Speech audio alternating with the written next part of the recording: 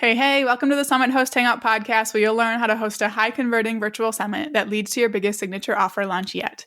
I'm your host, Krista from Summit in a Box, and I'm excited for our episode today. I have a wonderful guest lined up for you and a topic like a bit outside our normal one, but still so related. I'm just excited to give you like a more holistic view of a benefit you might host a summit for. So I guess if you're listening, you have at least an idea of how powerful summits are for visibility. Like with just one event, you now have 20 plus new connections in your industry. Thousands more people suddenly know who you are. We've had clients have like the biggest companies in their industry reach out to them for ongoing partnerships and collaborations after their summit. Like all of those things are so powerful for a growing business and for sustaining a business.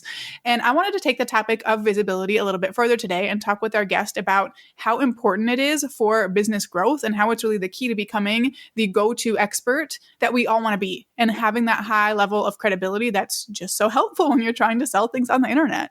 So to introduce you to our guest, she's an international best-selling author, award-winning speaker, TEDx speaker, host of a #1 rated podcast, and an online business owner. She's a marketing and business growth coach who works with online business owners, course creators, membership site owners, and coaches to grow their online business to 6 and 7 figures. So without further ado, let's dive in and talk with Teresa Heath-Wareing. Welcome, Teresa. Hey, Krista, how you doing? I'm doing great. I'm excited to chat with you. Like for everyone listening, I don't know, we've done all kinds of collaborations over the years. Like we go back quite a ways. And like, how was this the first time you're on here? It doesn't make any sense, but we made it. It happens, honestly. But we're here. So before we dive into all the visibility goodness, tell us a little bit about you and your business, like from your standpoint. I just gave like the high level overview, but like, what do you do? So I guess the first thing I want to say is that I've been in marketing for a long time. So I did a degree in it 20 years ago. Oh my God, that literally makes you want to vomit. 20 years ago, I did a degree in marketing. I then spent the first 10 years working in corporate and for businesses and as an employee. And then about 10 years ago, I joke that I went through like an early midlife crisis, that basically my ex-husband and I separated and divorced. I ended up a single parent to a 4-year-old and decided that I was just going to get another job. I was head of marketing for an agency and I was like, do you know what? I just want to change. My life just turned upside down. I think a new fresh job would be great. Ended up not being able to get a job and I'd already handed in my notice. So it was about 3 or 4 weeks in, and I thought someone came to me and said, would you do social media for us? And I was like, yeah, okay, I could do that. And I quoted them something like ridiculous now, but they said yes. And suddenly I thought, hang on, like, what if I could get 5, 6, 7, 8 more people to do this? I could probably pay my salary. Anyway, it was like I had the thought, and as if my old boss was telepathic and she told me to leave. So I had literally 1 week's worth of salary left, no savings, no partner, parents, they weren't rich, so there was no one to get in money from. And then I had to pay my mortgage, my car, keep my 4-year-old in nursery, like all of the things. So I just went out and like absolutely, like people say, how did you do it? And I don't entirely know. I can't remember. It was almost like I was so rabbit in the headlights. Like I just need to earn money. All I probably remember from that time is like literally juggling everything. Like, you know, this bit of money would come in here. Okay, great. Well, that's going to cover that. And like, that was definitely the thing for a while. And then like probably about a year or two in, the business was going really well. I had built up what was then coming into it of an agency. We'd got lots of clients. But I discovered the online world and I discovered speaking and I discovered being, I guess I didn't know the term personal brand, but that's what was happening. And I started to think, I don't want to be doing someone's social media for them. I don't want to have to go to meetings every week and talk about someone else's marketing. I want to do my own. And I started, like, I came to the States and spoke there. And like some of my clients at the time were like, you're never here. We want to deal with you. You're not around. And so I went to my now husband and said to him, could I fire my clients? And he kind of a little bit nervously said, okay. So I did. And I just went all online and created a membership, did some courses, started speaking more. And the 8 years later, here I am. Oh my gosh. Sounds intense is what it sounds like. I think it was. I think I didn't think it it must have felt it at the time. Yeah. But honestly, all I remember is like, I need to make money. I need to pay for the bills. I need to live. And we're just going to do it. Man, that is intense. And you like very quickly, it sounds like, caught on to the importance of visibility. So I'm guessing that's why it's a huge thing that you teach today and focus on. And it's so interesting to me because like I hear the phrase all the time, visibility doesn't pay the bills. I want to hear what you think of that. Like, why do you think that visibility is so important when everyone else is going around and being like, it doesn't matter? Yeah, I love that. So in my world where I deal with online business owners 24/7, the thing that happens, I think, a lot is people have a business, which is awesome, and they're really good at it. So let's take one of my clients who is a pediatric nutritionist or dietitian, and she does one-to-one stuff. And she's like, okay, this is great, but I want to do the one-to-many thing. And like for years now, I've been in the online space for a long time, and it was really sold as create a course, sell it, and you'll be rich. Like, and you can work from the beach and it'll be amazing, and life will be awesome. And even though it is possible to create a successful online business and not have high visibility, it is more unlikely that that is the case. So the more I worked with online business owners, the more I worked with people who were trying to break it into the one-to-many world, the more I was seeing that actually visibility comes down to being known, which then gives you an audience. And the way that you're going to make an online business work is by an audience. And yes, you don't necessarily need tens of thousands of people, but you do need to have people know who you are. And online, they need to know you more than if you were going to network and have a discovery call or have a conversation with someone before you were going to sell to them. So the visibility piece for me is so important, because if people don't know you exist, they don't know that to buy your stuff. They don't know that you can help them. And to break the online space and to really grow that business, you need to be visible, and leading to that helps you grow your audience. Yeah, like we would be nowhere. I mean, that's why I hosted my first summit, actually, is because I felt that, right? I learned that the hard way, where for me, posting a million times per day on like Twitter and my Facebook page, that was the thing back then, wasn't doing it for me. I was like, I can't get clients or make friends or do collaborations because no one knows who I am, So like nothing was paying the bills. But like you said, it's like visibility kind of comes in like two pieces. So first is like the actual visibility opportunity, where new people are seeing you and your business and they know it's an actual option. But the second piece is, I would say, probably just as important. That's how you're leveraging that visibility to actually do something for you. Like if 1 million people see your website and it's garbage, that's going to do you no good, right? Yeah, 100%. And I think, and you said something just a second ago that I want to touch upon.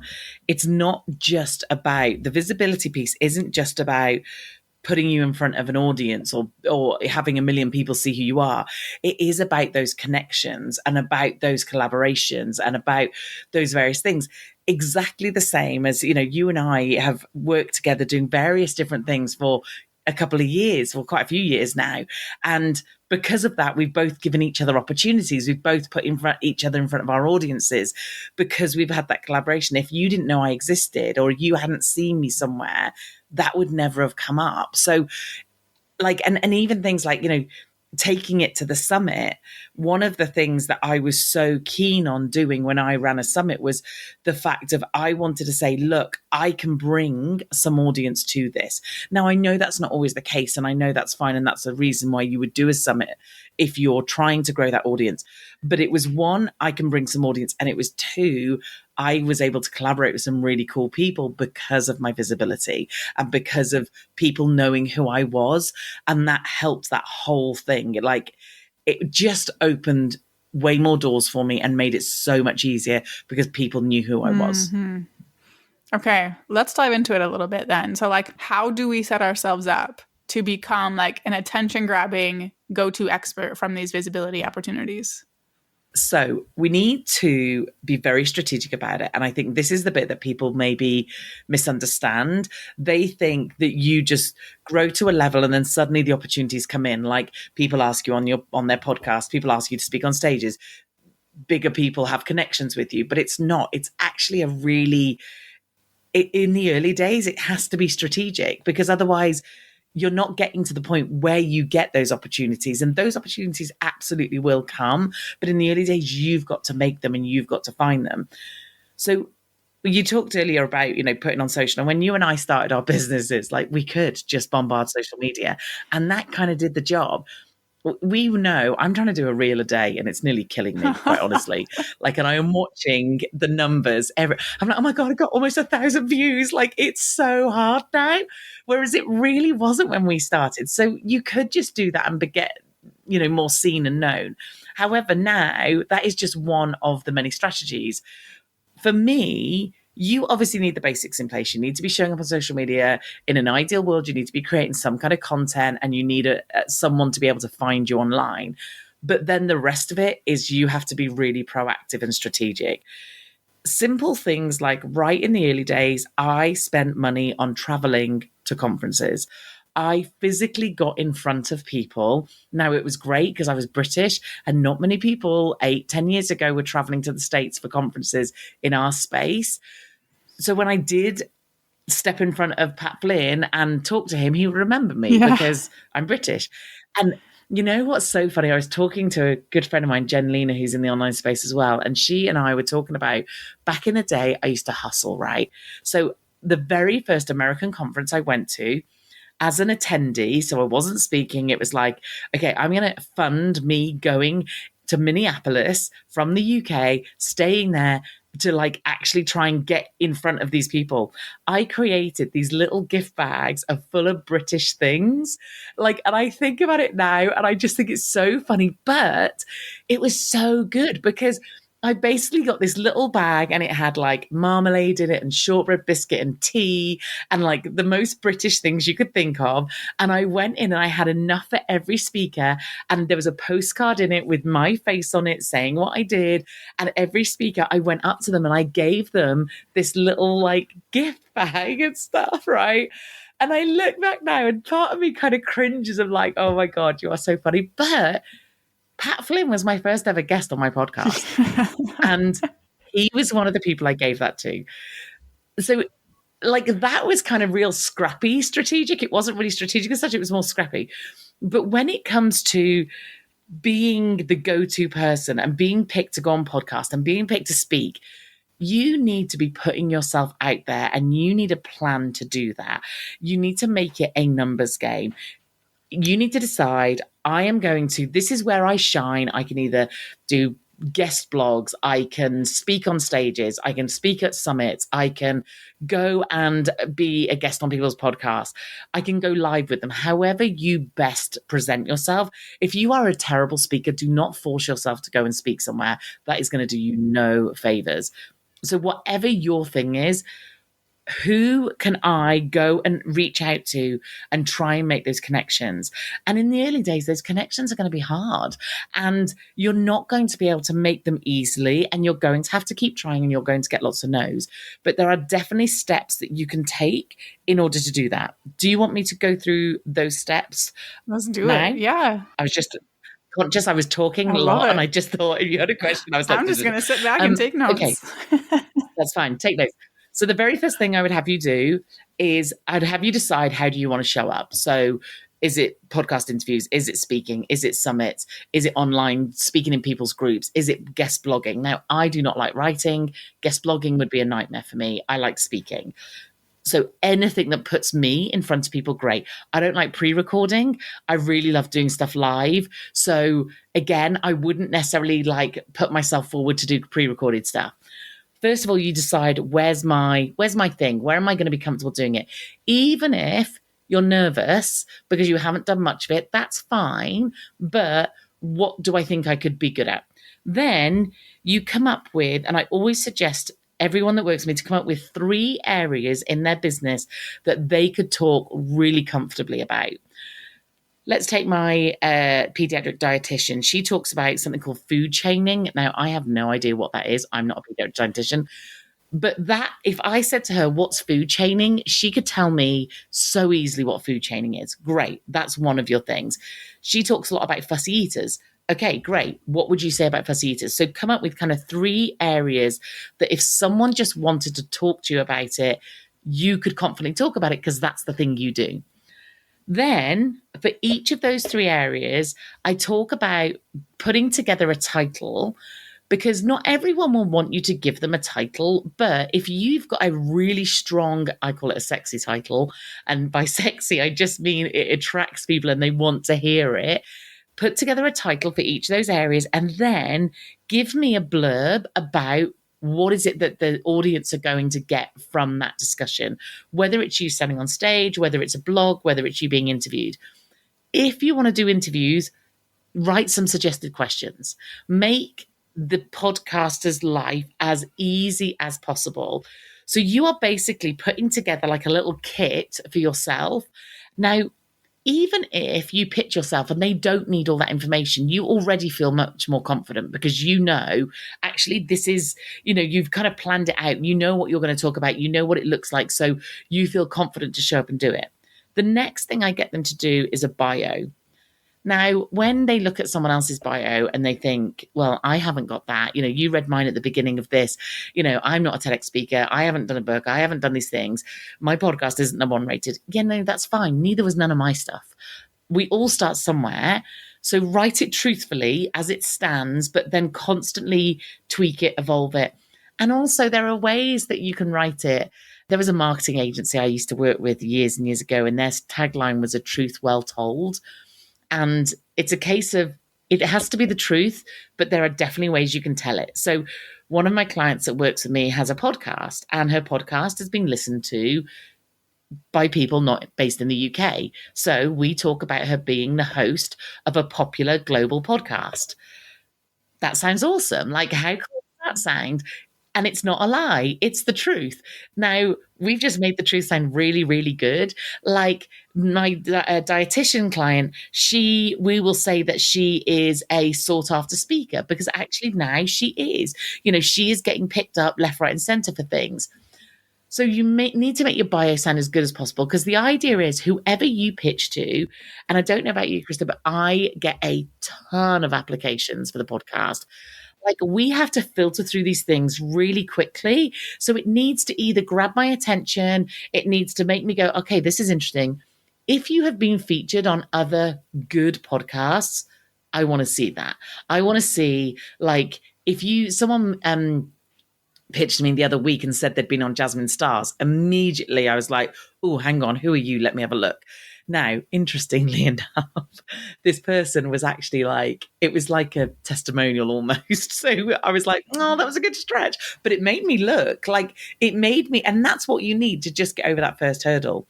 So once you've kind of got your kit almost, or your toolkit of okay, I know what I can talk about.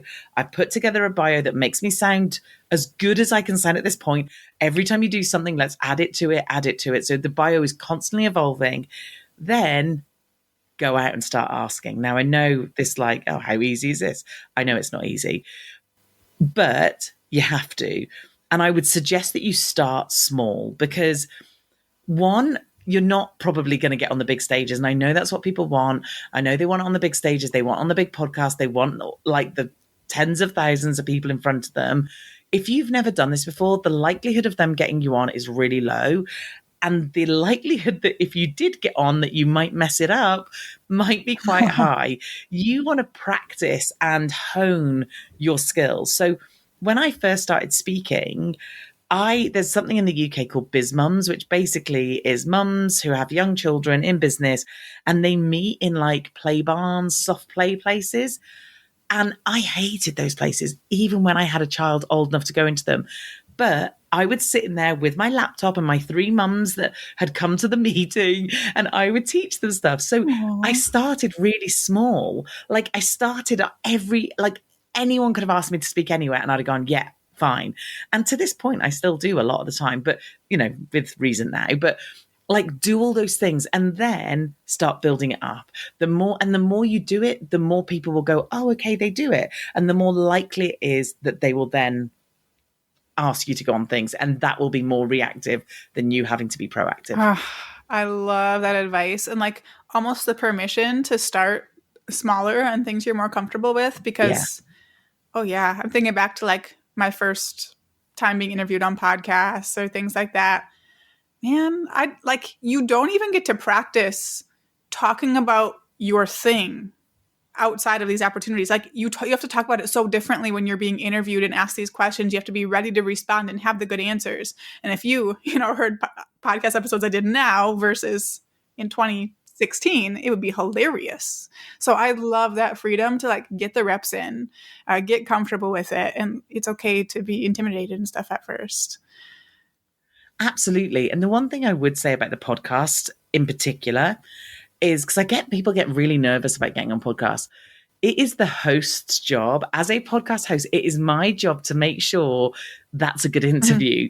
So for me, and the same I'm sure with you, like if the interview's going awry or if they have lost their way or like it's my job to bring them back and make sure we're getting where we want to get. So actually, for me, the podcast interview feels like, although for some people it's really intimidating, it actually is probably one of the easier things to start with. Mm-hmm. Yeah, I always have a pad of paper out so that if myself or the guest trips over words, I just write down what timestamp it is, tell my editor, here, like we can make it sound great, even if it was a train wreck, like absolutely, totally absolutely. Oh, I love it. Are there like any visibility strategies that you're like, these are some of the most powerful that really stand out to you? The connection one for me is the most powerful. So I talk about the fact of the first two interviews, and this is obviously a little bit different because this is people coming on my podcast, but the strategy works the same either way. The first two interviews I ever had on the podcast were Pat Flynn and Amy Porterfield, which for my industry are ridiculous. Like they are like, it's like starting from the top and then where do you go? And people often say, well, how did you get them? And I worked really hard to get those two first. And actually what I did was I flew 5,500 miles and I took them for a coffee, which is really extreme. Okay. Like I am not suggesting that everyone does that. But again, it was that kind of scrappy hustling. And I literally sent a video DM to Pat Flynn. He had been at a conference, which I'd been at. So again, I'd already gone in front of him a few times and he'd been at a conference and someone asked him the question of how do you get big names on the podcast? And he said, I would get to know them and build a relationship with them and then later on ask. So do it as a relationship with like no expectation first, but don't do it around an event. Don't ask them for a coffee around an event because they're going to be very busy. So I came home from the States and I thought I'm going to ask him to meet me for a coffee. So I sent a video saying, you said, so I used his own words against him. You said, take someone for a coffee to make a connection. I would love to take you for a coffee, Pat. Will you meet me? I'm going to fly 5,500 miles. And he kind of couldn't say no. And then I did the same with Amy and at the same trip. And then I actually wanted to meet Jasmine Star as well. And I said to Jasmine, Amy's meeting me. So I dropped Amy's name into that conversation. Jasmine wasn't even around, unfortunately, so I couldn't meet her. But I met Pat and Amy. And my idea was I would go and have coffee with them. I would keep that connection. If it went well, I would come back to the UK and then I would approach them to see if they'll come on the podcast.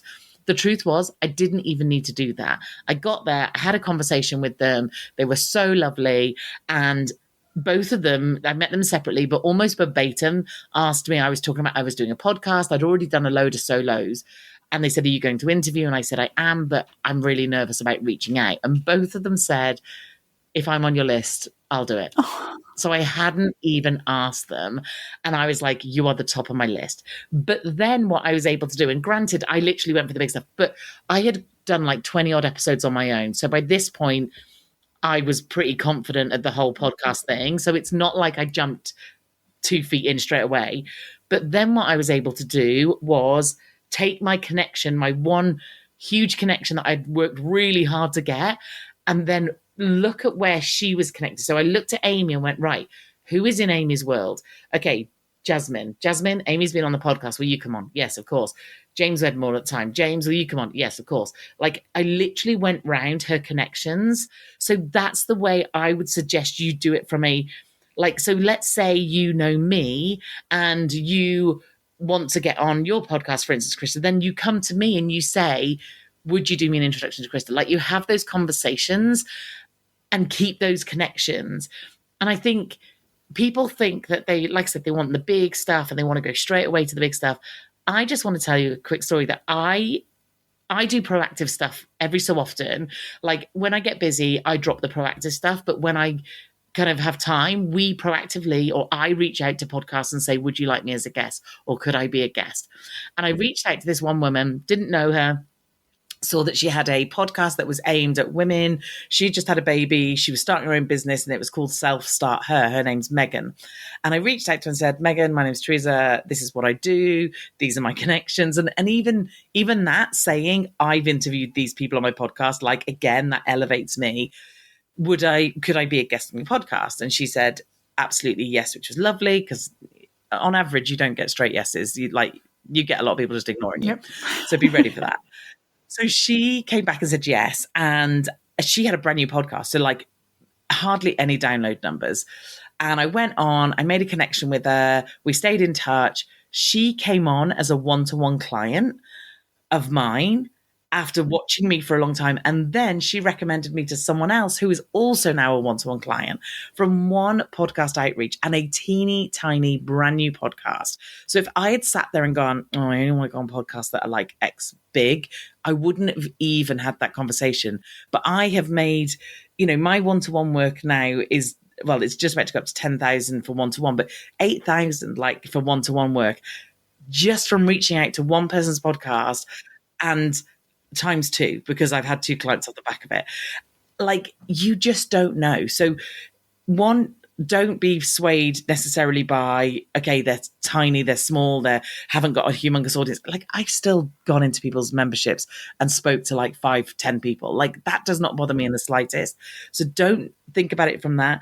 And the other thing, which is the mindset thing, is you are going to get people just straight up blank you or to say no. And it's a numbers game. Set yourself a target of, I am going to reach out to, and I'm going to keep using podcasts as an example, I'm going to reach out to 5 podcasts a week. And when you reach out to those 5, whether they say yes or no or nothing, you give yourself a high five and you go, I'm amazing, well done. Next week, another 5. Next week, another 5.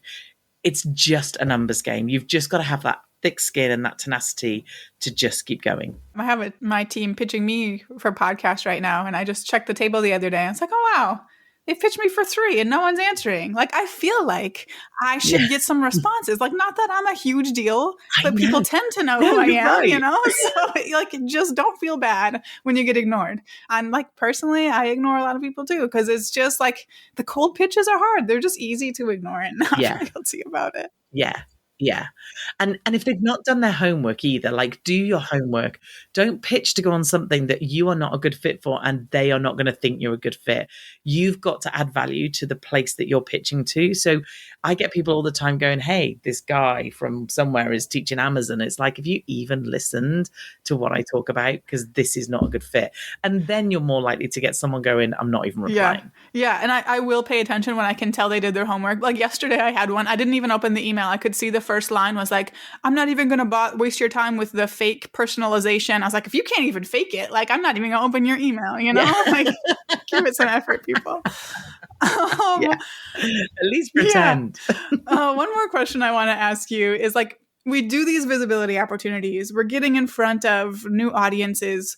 What do you think are some of the most important things we have going on our end to keep these people in our world, whether it's the experts we're collaborating with or the audience, whatever one you feel like you want to talk about? So the audience point of view, the key bit that hadn't got to on the kind of process is you need a lead magnet, okay? And I know this seems so simple, but you'll be amazed the conversations I have on a very regular daily basis of they're pitching a conversation or they're pitching a title of this and they have no lead magnet off the back of it. So every conversation that I do, every talk I do, anything, whether I'm allowed to share it or not, or whether I do share it or not, I always have something that I can share. So let's say one of the talks I do or I've done recently is on self-sabotage, and I will go and do an actual talk in person at an event around self-sabotage. And I will say to them at the end of my talk, I have created a workbook for you. Now, the whole point of the self-sabotage talk is that it takes a lot of work to go away and work through the steps that I've talked about. It's not like, as a simple instruction of, do this one thing and suddenly you're fixed. It's like you have to keep coming back to it. So I created a workbook that they could keep coming back to. And also they got access to a video of me taking them through that process. So if you've just sat and listened to me talk either on a podcast or on a stage about self-sabotage and you think, that's really interesting, actually, yeah, I might try some of those exercises. And then at the end of it, I go, and by the way, here's a workbook and here's a video that talks you through it. So you can do it in your own time because that's when you need to do that kind of work. Then why wouldn't you want to download it? And then obviously comes the whole nurturing them and loving them and having them on your list. But whatever you go and speak to the world about, whatever you go and add value about, you in an ideal world have something for them. And if you can do some of the work for them, so for instance, I have a lead magnet about visibility because I talk about visibility all the time. And at the moment, it is a 5-day email challenge thing. I'm saying that at the moment because I want to change it. But anyway, that's what it is as we speak currently. And part of it is one of the emails I send, I give you the example of one of the best pitches I've had. And that person came on the podcast and has since we have done loads of things together because his pitch was so good. And I literally template out his pitch. So I am not only saying, hey, you could have the recap of what we talked about, but I have done some of the work for you. And that is gold. Because if you're listening to this, then hopefully you'd be like, oh my God, I really want that. That's the idea, that you make that lead magnet, and this is so key, really good. This isn't if you like this conversation, just get on my list and I can sell to you. This is, okay, if you liked what I'm talking about, I have either gone deeper, done some of the work for you, made it better, put it in a nice format for you, whatever it is. But I have done something that you can now take away with you and do this in your own time or go through it a bit slower or whatever it is. So that lead magnet bit is so, so very important. And then I think from a connection point of view, and actually generally with getting visible and reaching out, it has to be win-win. There has to be something in it for both. You're not going to have me on here speaking to your audience if you didn't think that I could provide value.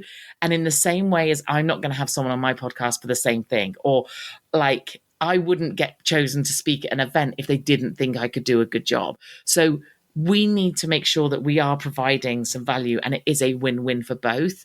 Because I had it before, someone pitched me once, they sent me an email and they'd obviously tried hard in the email, and they basically said, I hate it when they say I'm such a fan and they evidently have never listened. Don't lie. So they'd sent me a thing saying, would I be open to a podcast swap? And back in 2023, I didn't do any interviews. I just decided to do solos for a whole year.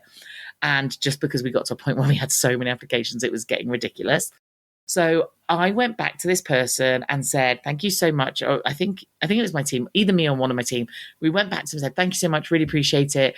I'm really sorry. I'm not doing any interviews at the moment. However, if you're still looking for a guest, I would love to come on and talk about it. Anyway, a few months later, I go to an event where I'm speaking in person, and this person was there. And I remember looking at this person thinking, God, I know you. How do I know you? During the time at the event, it came to me and I was like, oh, it was this person. She never got back to me, by the way. And I spoke to her before she did her session on stage, and I said, oh, you emailed me. She was like, did I? And I said, yeah, asking for a podcast swap, but I wasn't interviewing at the time, and I probably still wasn't at that point. And she's like, oh, it probably was my assistant. It probably wasn't me. And I was like, well, first off, that's absolute rubbish. Why would you say that? But then she got on stage and her whole strategy was use people's audiences. And I was like, that is horrible. That feels awful. If I get any wind that someone is just basically, I want to use your audience, the audience that you and I have worked really flipping hard to build, We've sweated and like worked so hard to build an audience. If I thought for 1 second someone just wanted to come sweep up my audience to be gone, I wouldn't let them in front of them.